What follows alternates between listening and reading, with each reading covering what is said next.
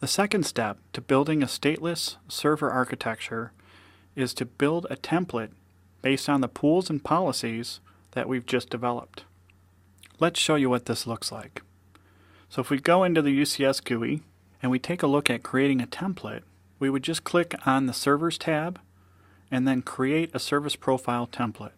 At this point, I would go down the list on the left from the networking to the storage, the zoning, and so on and so forth, and then pull configuration from the pools and policies that I've already set up. Now there's two types of templates. There's what we call an initial template and an updating template. When you configure an initial template and then you create a profile from it, that profile gets the settings that are available in that template at that time. If I create an updating template and I create a profile from it, then if I update the template, that profile will automatically update with the changes. So that can be good and that could be bad. It all depends on how you look at it. For instance, it could save me a lot of time to change the configuration on all my ESX servers by just updating the BIOS in my configuration template. Or it could cause me a lot of hassle because I update my template and then it makes that change on all the servers in my environment. So you have to decide how you want to do that, but obviously it can be very beneficial for your environment when it's used in the correct manner. So as I start creating my template, I want to decide things, for instance, how many interfaces do my servers require, and I would just add that to the template.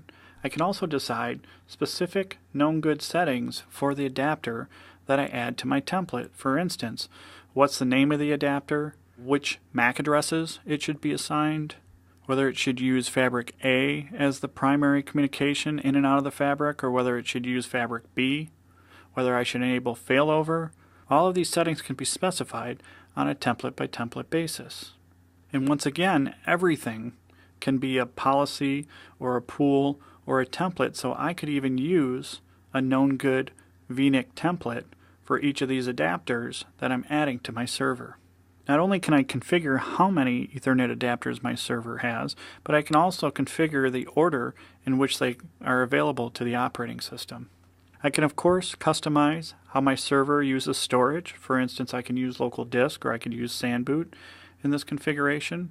I can decide that when the service profile is attached to a server, whether that server should come up right away or stay down.